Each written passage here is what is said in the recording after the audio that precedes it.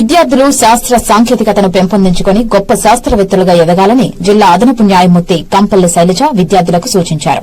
గురువారం శ్రీ సత్యసాయి జిల్లా హిందూపురం పట్టణంలోని పాంచజన్య బ్రిలియన్స్ హైస్కూల్లో ఏర్పాటు చేసిన టెక్ ఎక్స్పో 2026 ను senior civil court judge Venkateswara Nayak, పాఠశాల అధ్యకులు పాంచజన్య శ్రీనివాసులతో కలిసి జిల్లా అదనపు న్యాయమూర్తి కంపల్లి శైలజతో పాటు అడ్వకేట్ పణిభూషణ్ టెక్ ఎక్స్పో 2026 ను ప్రారంభించారు.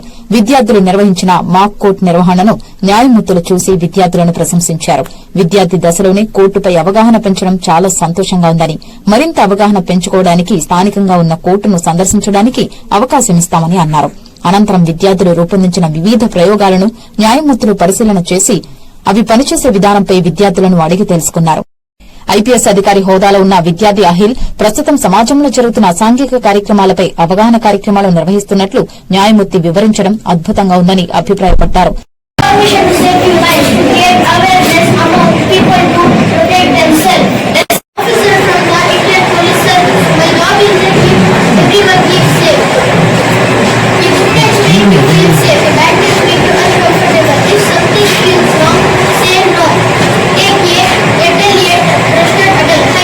విద్యార్థులు బాల్యంలోనే శాస్త్ర విజ్ఞానంపై ఆసక్తి పెంపొందించుకుంటే వారి ఆలోచన శక్తి, సమస్యల పరిష్కార నైపుణ్యాలు, సృజనాత్మకత మరింత అభివృద్ది చెందుతాయి.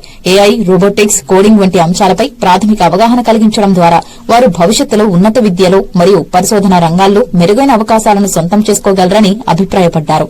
అలాగే పాఠశాల స్థాయిలోనే సైన్స్ ప్రదర్శనలు, టెక్ ఎక్స్పోలు, ప్రయోగాత్మక బోధన విధానాలు అమలు చేయడం ద్వారా విద్యార్థుల్లో శాస్త్రీయ దృక్పథం పెంపొందించవచ్చని సూచించారు.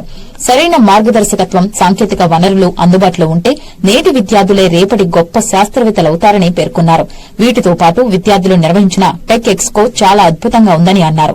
నిజ జీవితంలో విద్యార్థులు ఎప్పుడు కోర్టులను చూడకుండానే కేవలం సినిమాల్లోనే కోర్టులను చూసి సివిల్ కేసులను న్యాయవాదులు వాదించడం, న్యాయమూర్తి తీర్పు చెప్పడం, ఆధునిక సాంకేతికతలను విద్యా వ్యవస్థలో అనుసంధానం చేయడం అత్యంత అవసరమని పేర్కొన్నారు.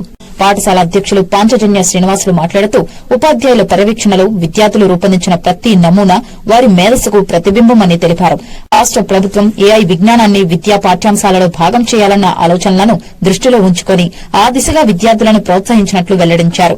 ఈ కార్యక్రమంలో పాఠశాల కరెస్పాండెంట్ డిఎస్ నందకుమార్, అకాడమిక్ డైరెక్టర్లు Smitha, Nandita, HM Gayatri, AO Bhaskar, superintendent Vijayendra, ఏహెచ్ఎంలు శశికళ, సతీష్ కుమార్, షేక్ అబ్దుల్ రజాక్, ఐషాతో పాటు ఉపాధ్యాయులు, విద్యార్థులు